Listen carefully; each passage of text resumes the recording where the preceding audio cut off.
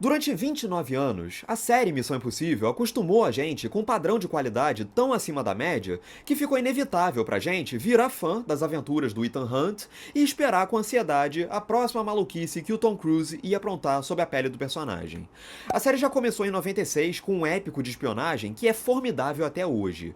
E nem era pra menos, o diretor por trás daquele filme era simplesmente o Brian De Palma. Depois disso, eu considero que a franquia caiu um pouquinho nas partes 2 e 3. O Missão Impossível 2 estreou em 2000, foi dirigido por um mestre do cinema de ação, que é o John Woo. Na época ele foi mal recebido, de um modo geral, mas eu percebo que de uns anos pra cá a reputação do filme tem melhorado um bocado. Eu revi esse filme tem uns 2 anos e eu confesso que eu acho ele ok, legalzinho. Já o Missão Impossível 3 foi meio que o contrário. Ele foi dirigido pelo J.J. Abrams, um cineasta que eu acho geralmente medíocre, foi bem recebido na época do lançamento, mas eu sinto que a reputação desse filme tem piorado nos últimos anos. Tem muita gente que detesta Missão Impossível 3 e eu acho ele um filme também, ok, nada demais. Mas esse filme, ao contrário do segundo, é um filme que eu já não revejo já tem uns 10 anos. Então não sei o que eu acharia dele hoje. Mas fato é que Missão Impossível voltou a um patamar de qualidade altíssimo no filme seguinte, que foi o Protocolo Fantasma, que foi dirigido pelo Brad Bird e que é muito bacana. E aí no quinto filme, o Nação Secreta, que também é ótimo, houve a entrada do Christopher McQuarrie, que passou a assumir todos os filmes da franquia de lá pra cá, e a série consolidou de vez uma estabilidade de qualidade. Qualidade essa que foi catapultada para um nível ainda mais espetacular no sexto filme, Efeito Fallout, que é simplesmente fantástico. Eu diria que é uma obra-prima do cinema de ação contemporâneo. É um blockbuster perfeito, com todas as engrenagens funcionando a pleno vapor e no melhor que elas têm a oferecer. Infelizmente, eu considero que desde então o nível da franquia não tem conseguido se manter nesse mesmo patamar altíssimo. Acerto de Contas, que tem vídeo sobre ele aqui no canal inclusive, é um bom filme, mas que eu já acho que trazia alguns problemas de ritmo e construção difíceis de ignorar. E esse oitavo capítulo, que é o acerto final, não só repete, como expande vários daqueles problemas do filme anterior, o que é uma pena.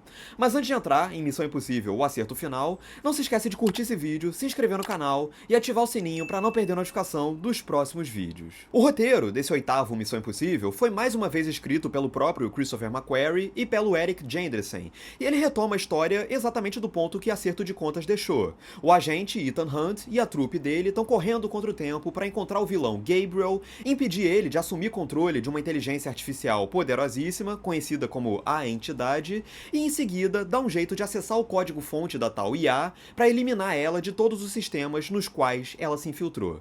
Como vocês podem ver, não é uma premissa particularmente elaborada ou difícil de resumir em poucas palavras. E é por isso mesmo que a decisão de esticar essa premissa em 2 filmes de quase 3 horas cada é simplesmente inacreditável. Aparentemente, os realizadores passaram a acreditar que dividir a história em 2 partes de longas durações já seria automaticamente um sinal de grandiosidade ou ambição artística. Não necessariamente é. E no caso de Missão Impossível 8, essa percepção leva os 2 roteiristas a inventarem, enfiarem à força um monte de minúcias bobas que servem só para tornar a trama desnecessariamente complicada e, com isso, atingir a duração de 5 horas e meia, somando os 2 filmes, que eles querem para contar essa história.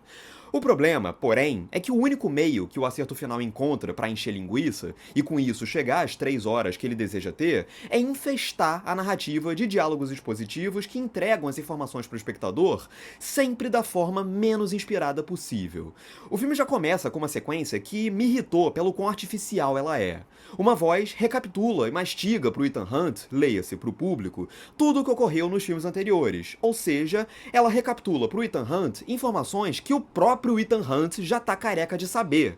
E o que mais me incomoda no Missão Impossível 8 é que ele se baseia quase que exclusivamente naquilo que os personagens dizem, da boca para fora. E embora o Christopher McQuarrie e o montador Ed Hamilton até pensem em alguns recursos para tentar tornar aquele blá blá blá um pouco mais dinâmico, como jogar uns inserts dos filmes anteriores no meio das conversas, ou criar umas montagens paralelas que ligam um diálogo simultâneo ao outro, a verdade é que Eles não conseguem. Essas medidas que eles tomam soam como medidas de contenção de danos meio desesperadas. Embora justiça seja feita, pelo menos não seja um recurso tão irritante quanto botar os personagens em conversas em que uns complementam informações que outros dizem. A gente tem que ir pra lá, porque senão Gabriel vai se apoderar da entidade. E se ele se apoderar da entidade, ferrou pra todo mundo. Tipo, o filme usa essa tática como se ela fosse tornar a exposição toda menos descarada, mas ele não percebe que ela só reforça o fato de que todos os personagens em cena já sabem das informações que eles estão trocando, então eles podiam só economizar tempo e ladainha e partir logo pro pau. E como se não bastasse, o Christopher McQuarrie frequentemente roda esses falatórios num ritmo lento, com os atores falando pausadamente, como se isso imprimisse drama, urgência ou solenidade àquilo que eles estão dizendo. A única coisa que o diretor alcança com isso é um senso de autoimportância muito bobo. E aliás, é irônico que uma das principais frases de efeito do filme, daquelas que surgem no início e voltam lá na frente no momento catártico, seja: o que diferencia uma boa ladra de uma excepcional é o timing.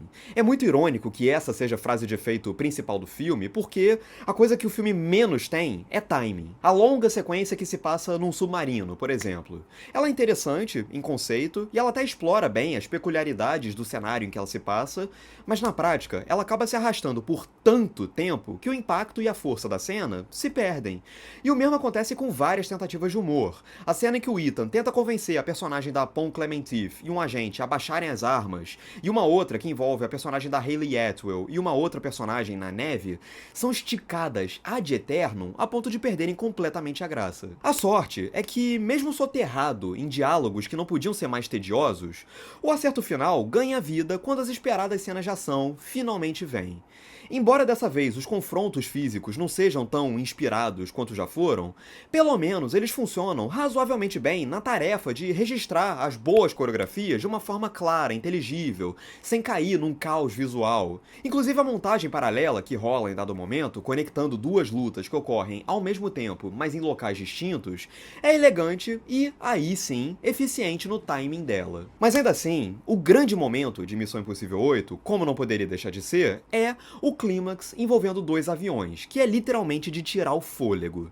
O design de som é engenhoso e enriquece cada detalhe da cena, trazendo mais peso a ela, e o Christopher McQuarrie usa de uma forma inteligente as tomadas em IMAX e se aproveita bem da proporção gigante da tela para compor uns planos que envolvem vários elementos imagéticos sem ficarem visualmente poluídos. Ele distribui bem cada elemento em cada canto da tela imensa do IMAX, e isso ajuda a valorizar ainda mais as manobras alucinadas feitas pelos dois aviões.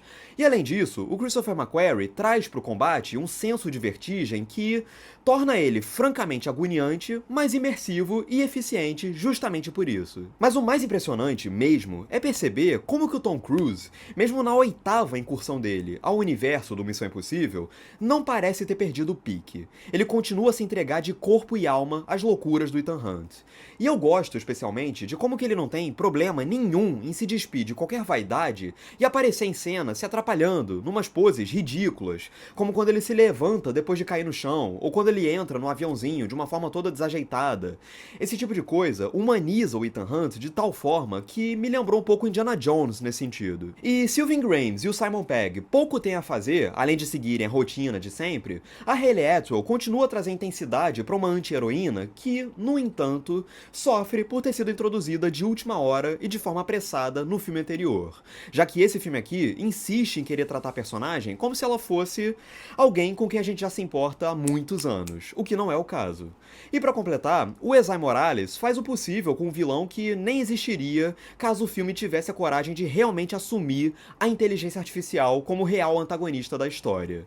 O que, por outro lado, também não significa que o Esai Morales não se saia bem ao emprestar deboche, malícia e um mínimo de personalidade pro Gabriel. Por fim, me decepciona ver que o filme salpica várias ideias interessantes na sequência de abertura, como o culto à inteligência artificial, o fato das pessoas pessoas já não acreditarem em mais nada, porque tudo pode ser manipulado, e as reações das superpotências à chegada da tal entidade, só pra descartar essas ideias por completo nas quase 3 horas a seguir. E além disso, o filme ainda tenta desesperadamente se estabelecer como uma despedida pra Missão Impossível. Sabe quando uma série de comédia chega ao fim e eles fazem um daqueles episódios finais que são uma grande retrospectiva com os melhores momentos da série inteira?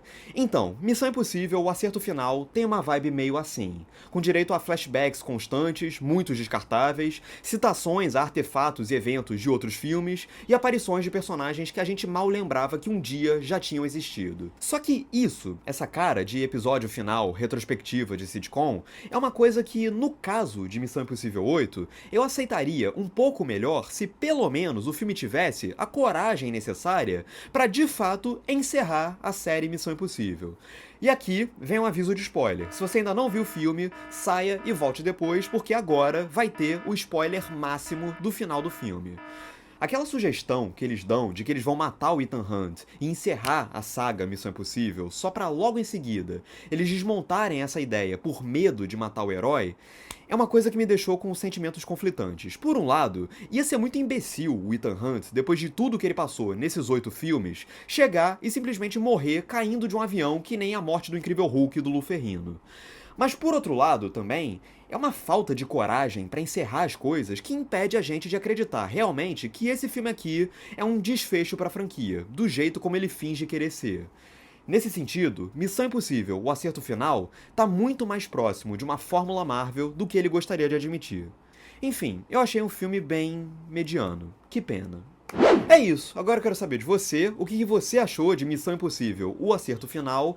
Diz aqui embaixo nos comentários, curte o vídeo se você gostou, compartilha pros seus amigos, se inscreve no canal, ativa o sininho pra não perder a notificação dos próximos vídeos e é isso. Um grande abraço e até a próxima.